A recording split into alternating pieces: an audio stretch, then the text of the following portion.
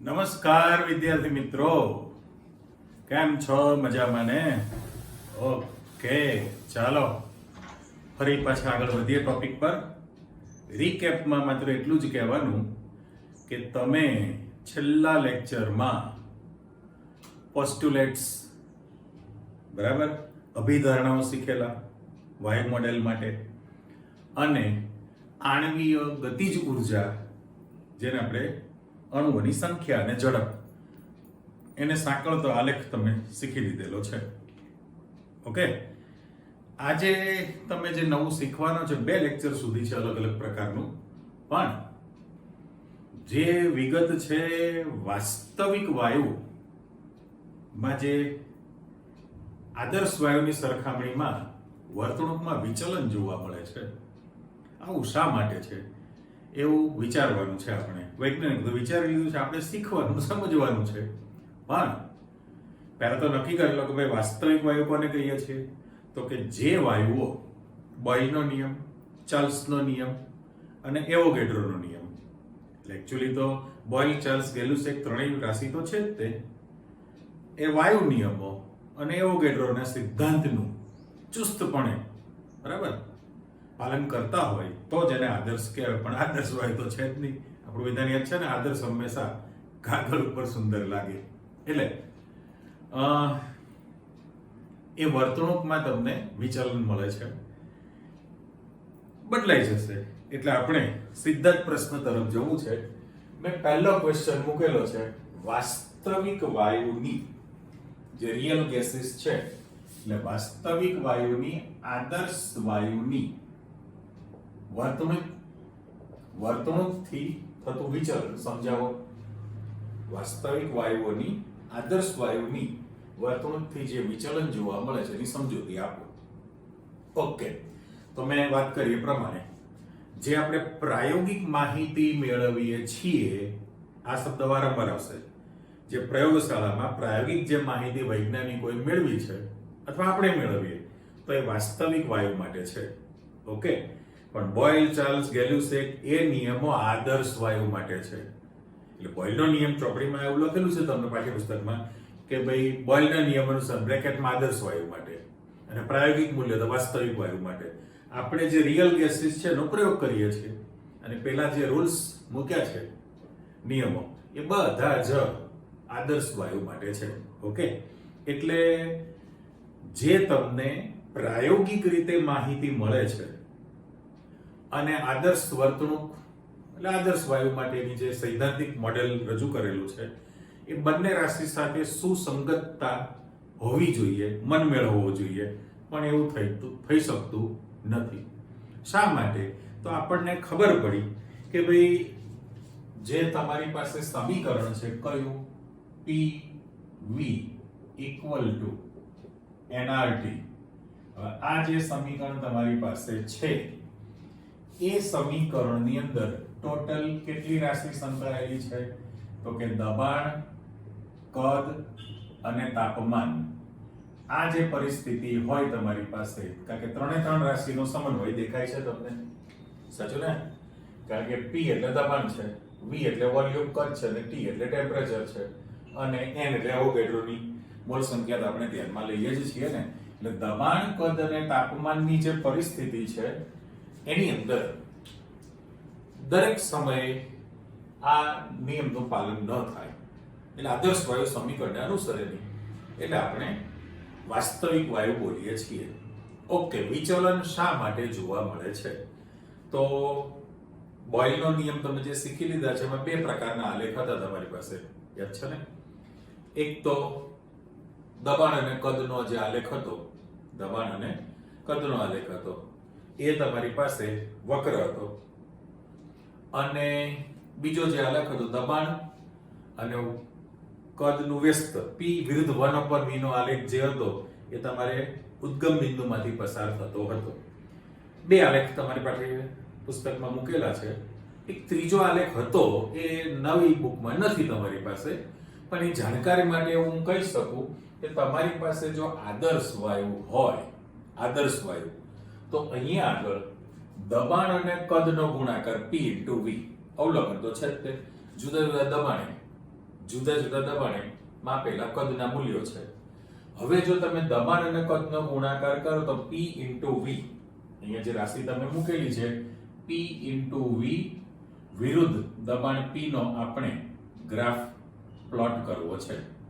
Okay, તો જો આદર્શ વાયુ હોય એટલે અહીં ખાસ લખી દઉં છું, આદર્શ વાયુ માટે એ આલેખ જે છે એ તમારી પાસે સ્ટ્રેટ લાઈન આ પ્રકારની તૈયાર થાય અને જુદા જુદા તાપમાને મળે. દાખલા કે T1 T2 T3 લખીએ, માની લો કે આદર્શ વાયુ છે તો આ T1 કેપિટલ T1 નિરપેક્ષ તાપમાન, પછી T2 T3 કહો તો તમારી પાસે પેરેલલ સમાંતર લીટીઓ મળવાની છે.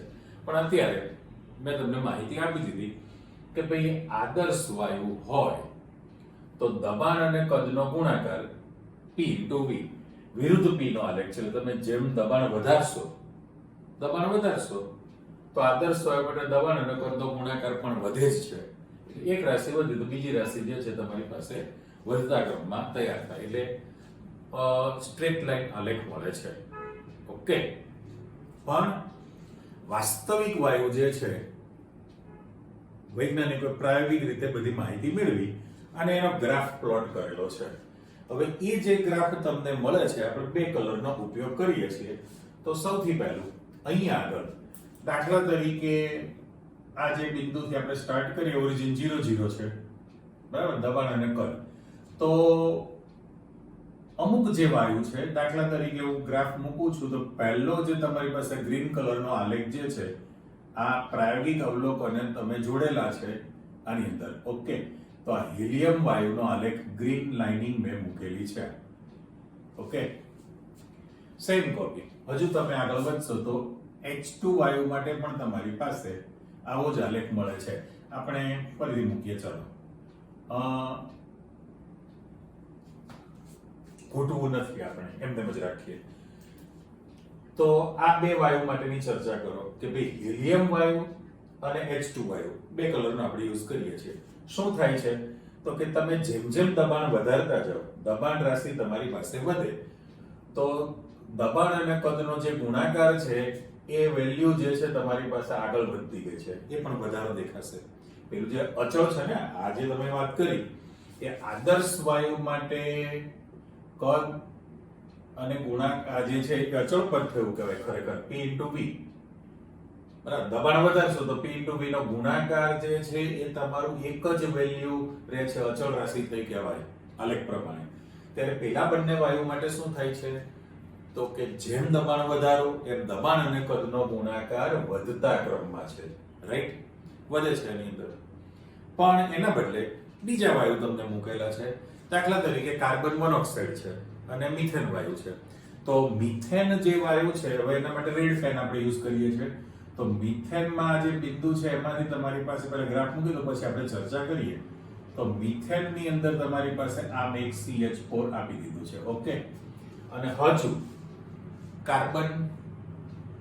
કાર્બન મોનોક્સાઇડ માટે આપણે મૂકવું છે. તો કાર્બન મોનોક્સાઇડ જે છે પેલું તમે આને વાદળી પેન આપી દો. ઓકે, એટલે તમે રેડ જોડે મિક્સ ન કરો. હવે બંનેની ચર્ચા છે. જેમ He હિલિયમ અને H2 વાયુ, આ બંને વાયુ માટે શું પરિસ્થિતિ થઈ તો કે તમે જેમ દબાણ વધારતા ગયા એમ દબાણ અને કદનો ગુણાકાર રાશિ વધે છે. ઓકે, આ બધું તમારું ડિસ્ક્રિપ્શન છે, વાર્તાલાપમાં પ્રશ્નનો જવાબ લખવાનો છે. બે પરિબળની ચર્ચા કરીએ છીએ આપણે કે તમે દબાણ વધારશો તો આ રાશિ છે અને પછી કદની પણ આવશે, બીજો આલેખ છે. એટલે બે પરિબળ દીધા. હવે જે રેડ કલરની આલેખની જે માહિતી છે એમાં સૌથી પહેલું મેં CH4 મૂકી દીધું છે. અને હવે વાત કરો તો કાર્બન મોનોક્સાઇડ. તો કાર્બન મોનોક્સાઇડમાં જે છે પછીનો આલેખ, તો જેમ તમે દબાણ વધારતા જાઓ તો P into V નું જે મૂલ્ય છે એ તમારું ઘટે છે. આ તમારી પાસે રાશિ જે છે અચળ છે ને, એની બદલે P into દબાણ જેમ વધારતા ગયા તો P into V નું મૂલ્ય તમારી પાસે શું થયું, ઘટાડો થશે. એ વાયુની લાક્ષણિકતા પ્રમાણે અમુક હદ સુધી ઘટાડો થાય. જેમ આના માટે લિમિટ આવી ગઈ, એવી રીતે આના માટે પણ લિમિટ છે, દરેકની લિમિટેશન તો હોય જ ને.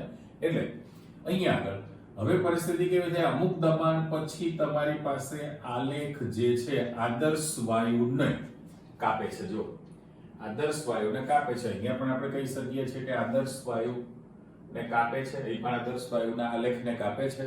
અને હજુ તમે દબાણ વધારશો તો પછી એ આલેખ તમારી પાસે, એ આલેખ જે તમારી પાસે જે જવાનો છે, મારું નામ બદલવાનું છે ભાઈ, અહીંયા આગળ તમારી પાસે આ રીતનું થયું. બરાબર? એટલે ત્રીજો જે આલેખ જે છે, ત્રીજો આલેખ એ મિથેન માટે, અને ચોથો આલેખ જે છે એ ઘટાડાવાળો છે, એ આપણે કાર્બન મોનોક્સાઇડ માટે મૂકીએ છીએ. એટલે અહીંયા આગળ આ કાર્બન મોનોક્સાઇડ વાયુ તમે મૂકેલો છે. એટલે ખરેખર શું થયું કહેવાય, આના પરથી તમે કહી શકો કે ભાઈ જો આદર્શ વાયુ હોય તો દબાણ અને કદની, દબાણ, તાપમાન, કદની કોઈ પણ પરિસ્થિતિમાં એ આ સમીકરણને અનુસરે છે અથવા તો એ અચળ મૂલ્ય ધરાવે. ત્યારે વાસ્તવિક વાયુઓ જે છે એ દબાણની પરિસ્થિતિમાં, એટલે તમે એમ સમજી શકો કે નીચું દબાણ છે ત્યાં સુધી આંકડો ઘટે છે આ બંને માટે, પણ જેમ તમે દબાણ વધારતા જાઓ તો એક સમયે આદર્શ વાયુને કાપે આલેખ, હજુ તમે દબાણ વધારશો તો પછી આલેખ તમારી પાસે ઉપર જતો રહેશે આની અંદર. એટલે આ જે તમારી પાસે ગ્રાફ તૈયાર થયો એ ઘટના આ પ્રકારની બની કહેવાય.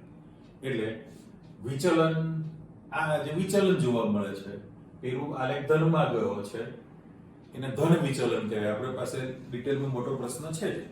અને પેલું જે છે નીચે તરફ જાય તેને ઋણ વિચલન કહેવાય. અને આદર્શ વાયુમાં કોઈ જાતનું વિચલન થતું નથી. એટલે અહીંયા આગળ આ રાશિમાં તમને તફાવત જોવા મળે. સાથે સાથે એ બીજો ભાગ તમને આપેલો છે. તો પ્રાયોગિક રીતે એટલે વાસ્તવિક વાયુ અને બોયલના નિયમ પ્રમાણે એટલે આદર્શ વાયુ, ફરીવાર રિપીટ કર્યું મેં. તો તમારો જે આલેખ હતો દબાણ P વિરુદ્ધ કદ V નો આલેખ આપણે મૂકીએ. બરાબર? તો જો આદર્શ વાયુ હોય તો આદર્શ વાયુ માટે મારે આલેખ મૂકવો છે તો તમારી પાસે આ રીતનો વક્ર આલેખ તૈયાર થવાનો છે, કારણ કે દબાણ અને કદ છે. તમે દબાણમાં ઘટાડો કરો તો કદ વધશે, અને દબાણમાં વધારો કરો તો કદ ઘટશે. બરાબર? વ્યસ્ત સંબંધ તરીકે. એટલે આ આલેખ જે છે, સાથે સાથે આપણે નામ પણ આપી દઈએ કે જે તમે રેડ કલરનો આલેખ મૂકેલો છે એ આદર્શ વાયુ માટે છે. ઓકે, ખાસ વિચારજો આદર્શ વાયુનો. હવે હું બ્લુ કલરનો આલેખ મૂકું છું, બ્લુ ટાઈપથી, એ વાસ્તવિક વાયુ માટે છે, જે પ્રાયોગિક રીતે ડેટા આપણ દબાણ અને કદના મૂલ્યો આદર્શ વાયુ માટે સૈદ્ધાંતિક અને એનો ગ્રાફ પ્લોટ કર્યો છે. સેમ કોપી કે તમારી પાસે કોઈ પણ વાસ્તવિક વાયુનો દબાણ અને કદનો ડેટા લઈ લો અને એનો આલેખ પ્લોટ કરો. તો એ આલેખ જે છે તમારી પાસે બ્લુ કલરનો આલેખ છે. આ રીતે અહીંયા આગળ આ રીતનું બને છે, જુઓ. એટલે હું આને ખાસ આપી દઉં, આ તમારી પાસે વાસ્તવિક વાયુ છે. ઓકે, અને પેલો જે આલેખ હતો એમાં હું જે છે ફરી પાછી આમ લાલ નિશાની કરી દઉં એટલે તમને ખ્યાલ આવે કે લાલ આલેખ જે છે રેડ એ આદર્શ વાયુ માટે છે, અને પેલો વાસ્તવિક છે. આદર્શો પાછળ જ હોય ને હંમેશા, આદર્શ હંમેશા પાછળ હોય, વાસ્તવિકતા છે. એટલે હવે આનું આલેખનું જો તમે વિશ્લેષણ કરો તો કેવું થયું કહેવાય, તમે આ એક બિંદુ કાપે છે, રાઈટ, અને પછી મૂલ્યો લગભગ નજીકના થતા ગયા, આલેખ તમારી પાસે પેરેલલ બનતો ગયો છે. તો તમે આનું વર્ણન એવું કરી શકો કે ભાઈ ઊંચા દબાણે, આ જે હાઈ પ્રેશર કહેવાય ને, ઊંચા દબાણે આદર્શ વાયુ અને વાસ્તવિક વાયુના કદમાં તમને તફાવત જોવા મળે છે. બરાબર? એટલે આદર્શ વાયુ જે છે એના કરતા મૂળ તો આપણે શું કહે છે, દબાણ અને કદનો આલેખ છે કે તમે ઊંચું દબાણ રાખશો તો જે કદ વાયુનું સંકોચન થવું જોઈએ, તો આદર્શ વાયુનું કદ વધારે ઘટે છે અહીંયા નીચે, રાઈટ, ત્યારે વાસ્તવિક વાયુનું કદ ઓછું ઘટે છે. એના કદમાં ઘટાડો ઓછો થયો એટલે કદ વધુ રહ્યું કહેવાય. કરેક્ટ? પછી તમે જેમ જેમ દબાણમાં ઘટાડો કરતા જાઓ તો આ જે આલેખ છે તમે જુઓ કે અહીંયા એક બિંદુએ કાપે છે. એવા ચોક્કસ પોઈન્ટે આદર્શ કે વાસ્તવિક વાયુ હોય તો બંને નિશ્ચિત દબાણે બંનેના કદ લગભગ સરખા થઈ ગયેલા છે. પછી પાછું તમે નીચું દબાણ કરો, હજુ દબાણ ઘટાડશો તો પાછો તમારી પાસે તફાવત ડિફરન્સ આવે છે પણ એ કદ લગભગ સમાન રહેતું હોય છે. એટલે આપણે બે બાબત નક્કી કરી લીધી કે ભાઈ આ PV = NRT જે સમીકરણ છે, દબાણ, કદ અને તાપમાન, એટલે આ દબાણ છે, દબાણ અને કદનો ગુણાકાર વિરુદ્ધ P નો આલેખ છે, તો એમાં તમને વિચલન જોવા મળે છે. સેમ કોપી અહીંયા આગળ દબાણ અને કદનો જે આલેખ છે, તો એના અંદર પણ તમારી પાસે કદમાં જે ડિફરન્સ રહેવો જોઈએ એ પણ તમને અલગ બતાવે છે. તો આને કોઈ પણ પરિસ્થિતિમાં આદર્શ વાયુ સમીકરણને અનુસરતા નથી હોતા, એ વાસ્તવિક વાયુ છે અને વાસ્તવિક વાયુનું વિચલન થયું કહેવાય. હવે એના કનેક્શનમાં જ પ્રશ્ન છે, એટલે આપણે આગળ વધીએ તો પહેલો જ મુદ્દો આવી ગયો કે ભાઈ વાસ્તવિક વાયુઓ આદર્શ વાયુની જેમ શા માટે વર્તણૂક દર્શાવતા નથી, તો વર્તતા નથી. આ પહેલો જ ક્વેશ્ચન માર્ક. અને કઈ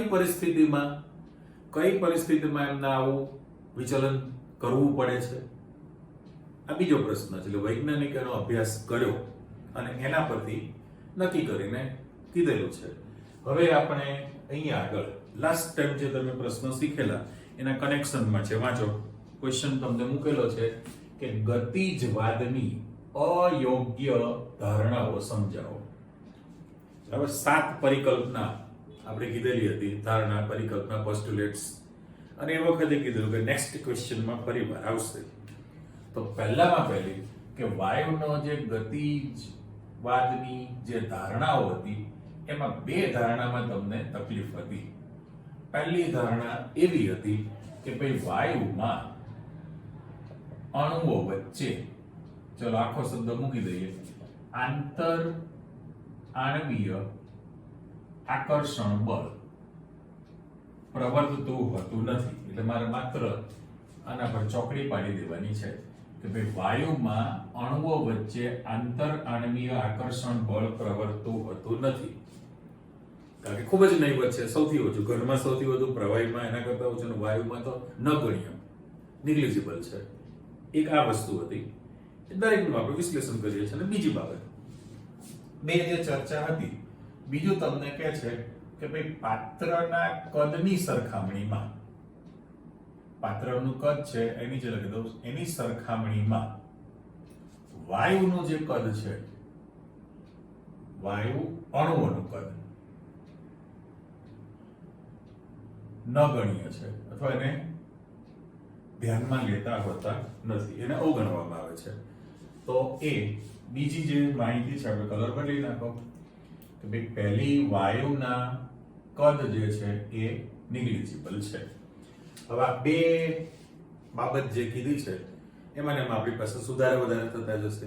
હવે એને ડિસ્કસ કરતા જાઓ કે ભાઈ 2 અયોગ્ય ધારણા તૈયાર થયેલી કહેવાય.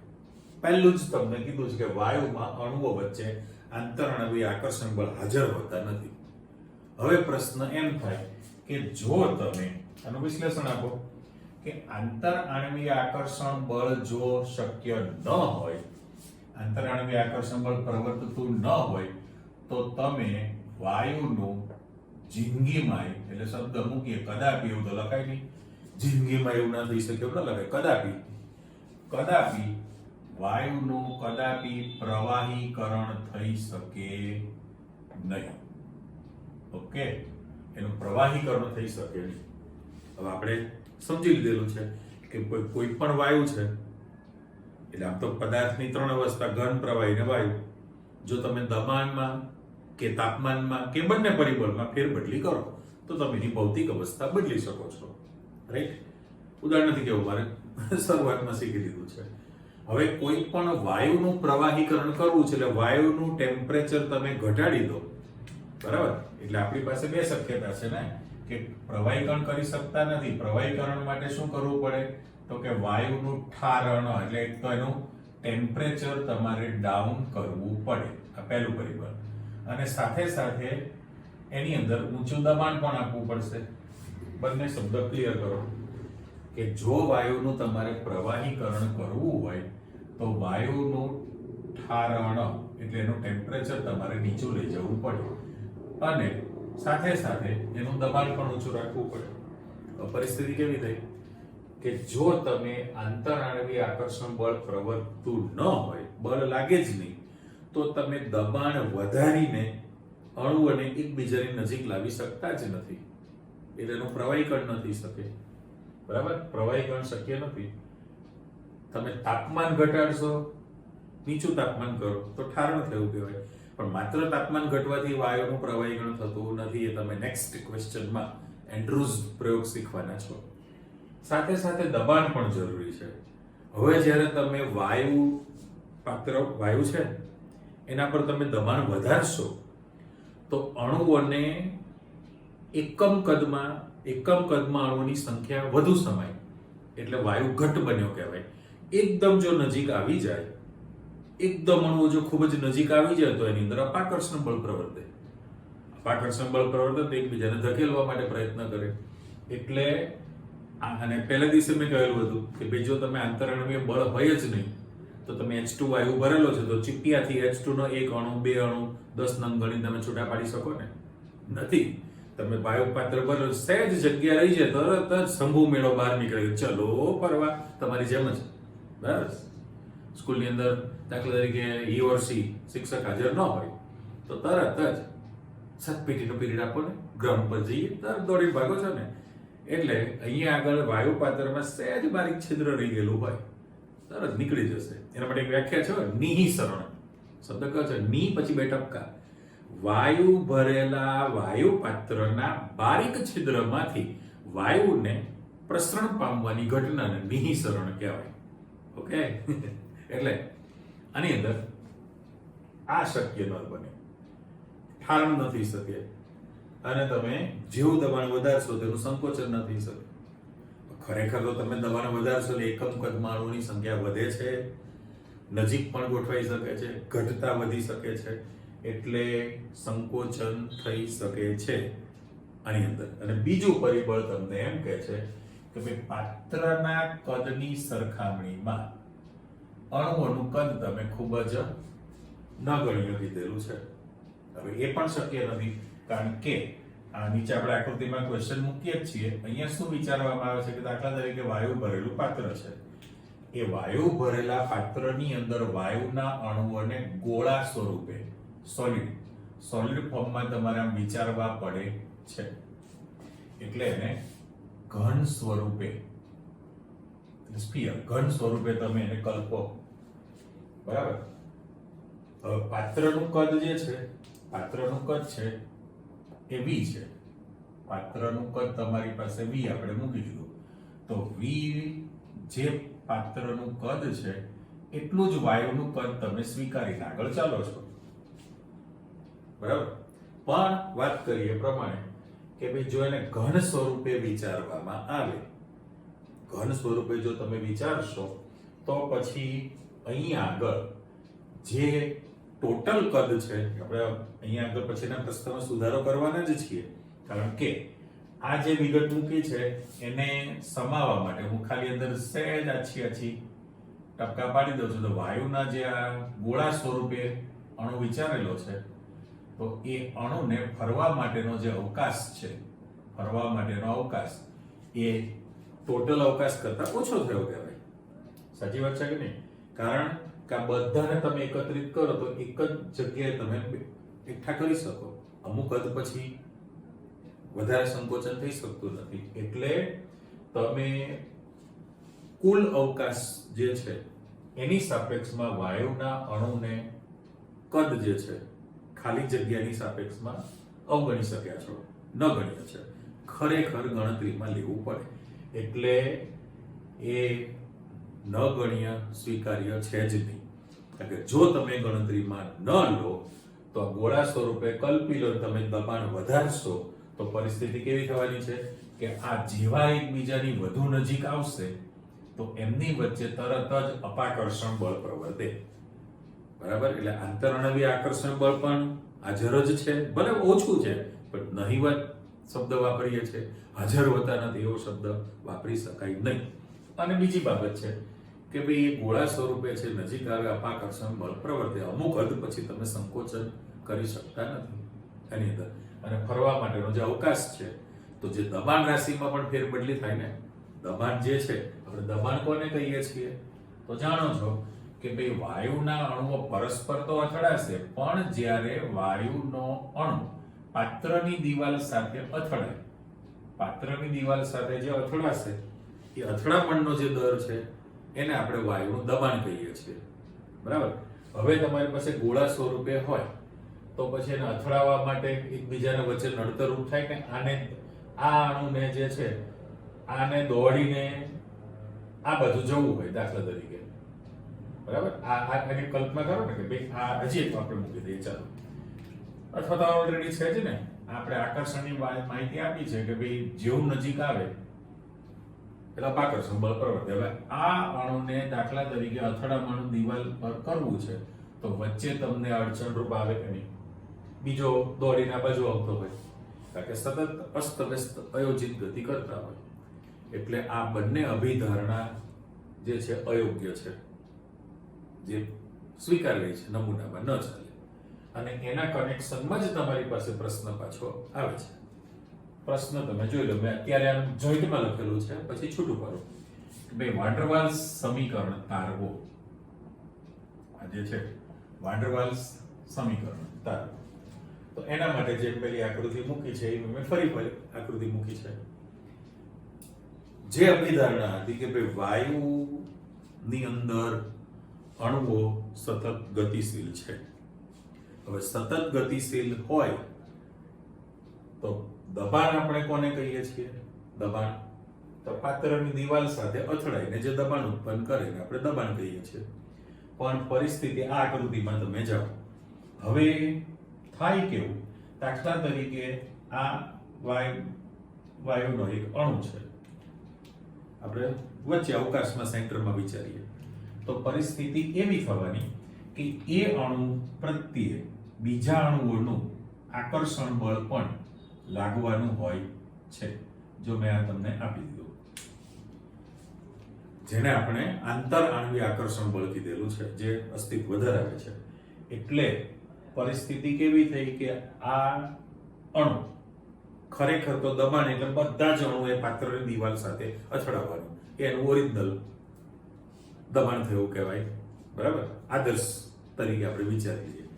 પણ એવું નથી થઈ શકતું. એનું રીઝન એટલા માટે, હજી અહીંયા મૂકી દઉં તો થાય કેવું કે આ જે અણુ મૂકેલો છે એનું બીજા અણુ પ્રત્યેનું આકર્ષણ બળ લાગે, એટલે આ અણુ પાત્રની દિવાલ સાથે અથડાતો નથી. હવે ઘણા બધા બ્લોક થઈ ગયેલા કહેવાય.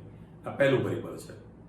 સાથે સાથે કારણ કે તમારે જે સુધારો કરવો છે, આપણી પાસે જે આદર્શ વાયુ સમીકરણ છે, આદર્શ વાયુ સમીકરણ PV = nRT, આ સમીકરણની અંદર સુધારો વધારો કરવો પડે. કયો સુધારો કરશો? તો બંને પરિબળમાં તમે સુધારો કરવાના છો. કેમ? તો કે પહેલામાં પહેલું તમે પ્રેશર ની અંદર સુધારો કરશો.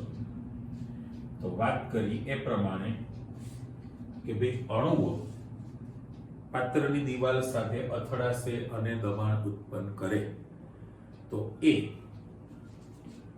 આદર્શ દબાણ જે છે એની અંદર ઘટ પડે. ઘટાડો તો નોંધાણો ને. કેમ? તો કે આવા જે સેન્ટર, મેં એક જ ચિત્ર મૂકેલું છે કે સેન્ટરમાં અવકાશમાં જે એક અણુ છે, એ અણુને એની આસપાસના અણુઓ વચ્ચેનું આકર્ષણ બળ, આંતર આણ્વીય આકર્ષણ બળ પ્રવર્તે, એટલે એ અણુ પાત્રની દિવાલ સાથે અથડાઈ શકતો નથી. ક્લિયર? હવે વાત આવે બીજી કે દાખલા તરીકે આ અણુ જે છે, આ અણુ એને પાત્રની દિવાલ સાથે અથડાવવા માટે જવું છે.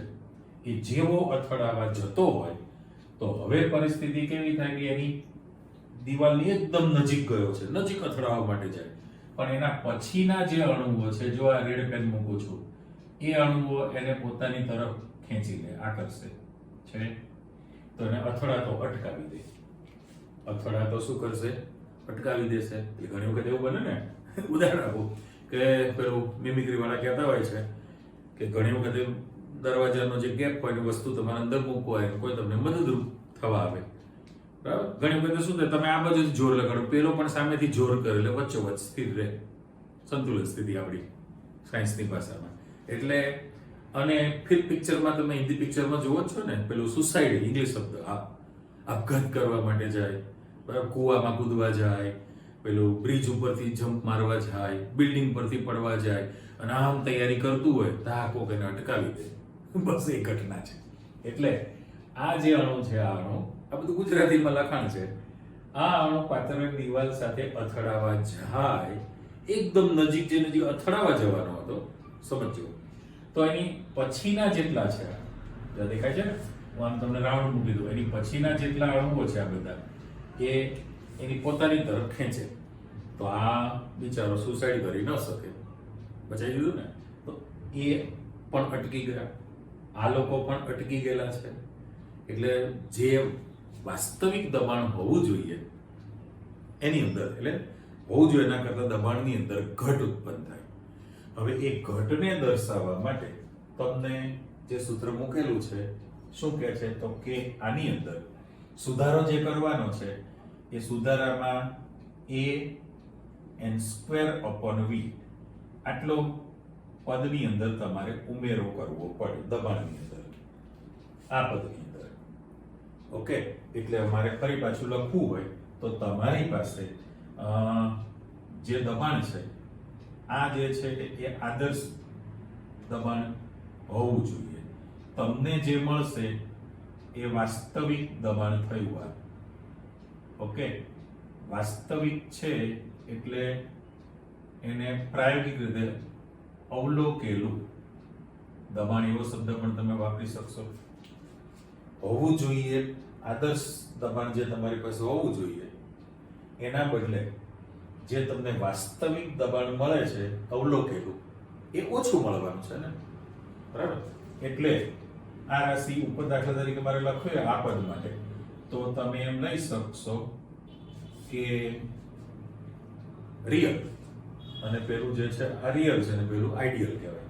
એટલે અહીંયા આગળ pi આખો શબ્દ આઈડિયલ એટલે આદર્શ, અને અહીંયા જે લખું છું એ રિયલ pr. તો તમારી પાસે આદર્શ હોવું જોઈએ, બરાબર, એ અવલોકેલું જે દબાણ છે એના કરતા આ દબાણ હંમેશા કેવું હોવાનું છે, ઓછું હોય. જે વાસ્તવિક દબાણ તમે મેળવશો એ હોવું જોઈએ એના કરતા તમારી પાસે ઓછું મળે છે. એટલે વધુ કરવા માટે શું કરવું પડે, તો કે તમારે એમાં કંઈક સુધારો કરવો પડે. ઇક્વલ મેં નિશાની ખોટી કરી છે, ઉલટી કરી નાખો. ચાલો, એટલે રિયલ જે છે એ હોવું જોઈએ એના કરતા તમને કેવું મળે છે, આઈડિયલ કરતા રિયલ ઓછું મળ્યું. શા માટે ઓછું મળતું? એટલે બે પરિબળ લીધા. આંતરઅણુવીય આકર્ષણ બળ હોવાને કારણે, પ્લસ તમે ઘન ગોળા સ્વરૂપે વિચારેલું છે કે અહીંથી છટકીને દાખલા તરીકે અથડાવવા માટે જવાનો હોય તો પેલા બધાને વચ્ચે ઘેરી લેશે, અટકી ગયા. સેમ કોપી દિવાલ સાથે અથડાવવા જાય એને પણ ઘેરી લેશે પાછું ખેંચવા માટે. તો તમારે જે સુધારો વધારો કરવાનો થયો છે આટલું અંદર ઉમેરવાનું થાય, પ્લસ કરીને a(n²/v) મૂકી દઉં છું. આ તમારી પાસે પહેલી રાશિ તૈયાર થઈ કહેવાય, બરાબર. આટલો તમારે અંદર વધારો કરવો પડ્યો છે. હવે જ્યાં આપણે ચોખવટ કરો, n એટલે વાયુની મોલ સંખ્યા છે, એ પછીના પર્યાયમાં પણ તમારી પાસે આવશે જ, પણ એ જે છે એ વાન ડર વાલ્સ અચળાંક કીધેલો છે. હું શબ્દ મૂકી દઉં. હવે મેં કીધું ને છૂટો શબ્દ વાપરવો છે, ચલો અત્યારે જગ્યા નથી, જોઈન્ટ કરો. વાન ડર વાલ્સ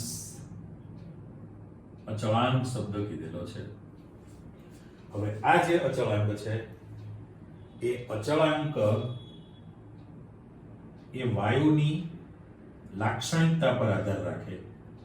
પહેલો જ શબ્દ કયા પ્રકારનો વાયુ છે, વાયુની લાક્ષણિકતા પર આધાર રાખશે.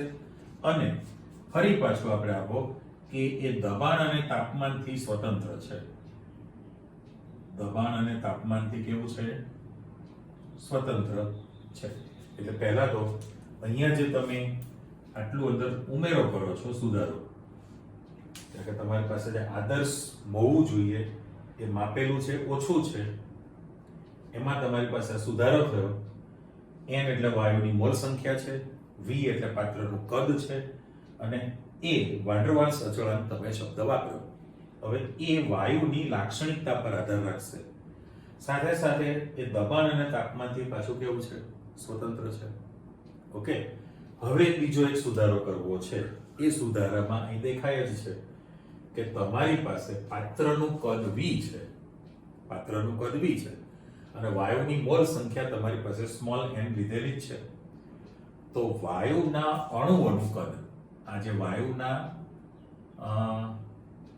શબ્દ મૂકી દઉં, અણુઓનું કુલ કદ ને હું સ્મોલ b કહી દઉં.